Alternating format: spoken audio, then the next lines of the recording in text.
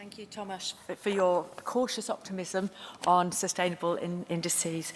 And now we have Georgina Tsagas from London talking about the Delphic Oracle for the EU Takeover Directive. The floor is yours. Thank you. I have a rather poetic title compared to the rest of the presentations. Thank you very much to Beate for organizing such a great conference, and to everyone who has provided very insightful speeches to date on matters that I wasn't aware of. Slightly on a different topic compared to previous discussions, I will be talking on the Takeover Directive. And I've chosen the title Delphic Oracle because, as many of you may be aware, ancient Greeks and Romans used to make decisions and pray to the gods that they made the right ones.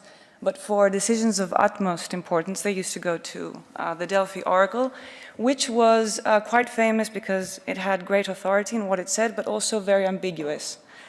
So this is why when looking at the UK debate to get some answers as to what went wrong or what is wrong with the directive from a sustainable development perspective, we must do so with caution, because also the UK debate is slightly ambiguous itself. So, before delving deeper into the exact problems that I consider should be rectified in the directive, a few points to be made. The directive was adopted in 2004 and to be implemented by member states by 2006. And in 2007, the Commission issued a report indicating the directive's early failure in terms of it not effectively facilitating takeovers, which was one of the Commission's goals, and creating a level playing field. Article 20 of the directive provided that the Commission would actually in 5 years evaluate the application of the directive provisions and consider whether a revision was in fact necessary. So therefore, all the academics studying the directive were very eager to see what the study would say, and they were excited that this study would offer some concrete solutions as to how we should move forward. So last summer, I remember myself waiting for this report, and then it did come out in June 2012, and it actually was quite insightful as to the rationale and the application of the rules, but failed to offer some concrete solutions as to how we should move forward, especially from a sustainable development perspective. And this is why it's important to look at the UK debate, not so much because of the proposals that were prompted by a takeover I will analyze in a bit, but because it opened up a discussion as to whether the rules that are based on a shareholder primacy notion are in fact effective, and what should be done to rectify this. So in 2000, I don't know who likes chocolate here? You can raise your hand, that's great. In 2010, of course all the UK scholars will be aware of this, but in 2010 we had a takeover of Cadbury's, which is a very popular brand of chocolate in the UK, by Kraft, a multinational company based in the US. And funnily enough, this deal prompted the revision of the takeover rules towards, for UK standards, a more stakeholder-friendly model, and opened up a discussion as to whether, as I mentioned before, the provisions of the City Code on Takeovers and Mergers is effective. And the reason for looking at the code is because the code was in fact used as the model to draft the Takeover Directive. So it's quite interesting to see what the debate in the UK focused on, because then it can lead us to understand what may be also a problem with the directive as it incorporated the UK's provisions to begin with. So, first of all, in what sense is the directive, according to my research, deficient? Besides others, because it has many provisions. First of all, it adopts a minimum harmonization approach. So it doesn't clarify matters in detail, so it leaves great leeway to member states as to what should be disclosed, how it should be adopted.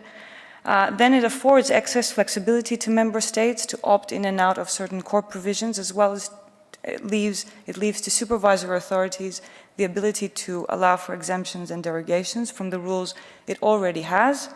And thirdly, if we look at the substantive context, and this is where my proposals for reform focus more on today, it fails to regulate adequately the role of the target board. So what are the duties of the board within a takeover context?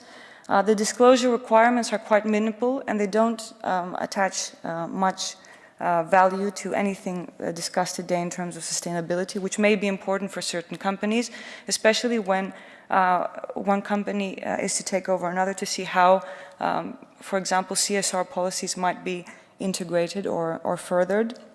Also, in terms of employees' rights, it does have certain provisions in there, but these are considered not to be very effective because of the fact that information and disclosure and consultation is not adequately regulated in the directive. And finally, issues related to enforcement and sanctions, which was something which I considered very important and which was discussed yesterday. The directive also fails to address these sufficiently. So what did the UK rules tell us? What did this Kraft-Cadbury takeover show? Well, first of all, from the UK perspective, the role of the target board is not clear. With the Kraft-Cadbury takeover, there was an accusation that the board of Cadbury was actually working as an auctioneer of the company as such, not looking after its long-term interests. And of course, this relates to the fact that it's ambiguous as to what duties directors should observe during a takeover context. And just to specify, in the directive we have Article 9, the board neutrality rule, which basically renders the target board a mere advisor during the takeover process, and this is mimicked Rule 21 of the City Code in the UK.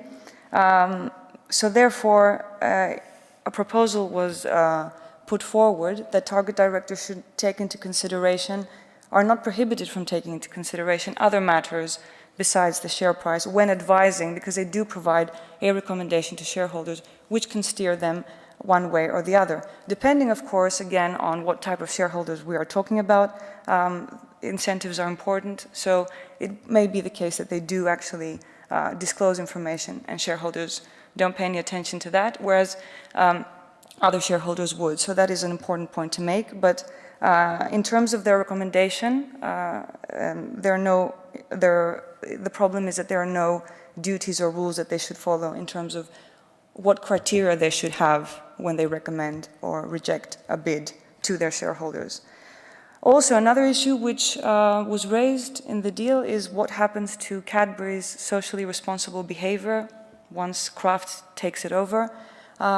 Cadbury had invested heavily in the use of fair trade products. It also had invested in research and development, as well as in certain local communities in terms of providing jobs to a series of employees.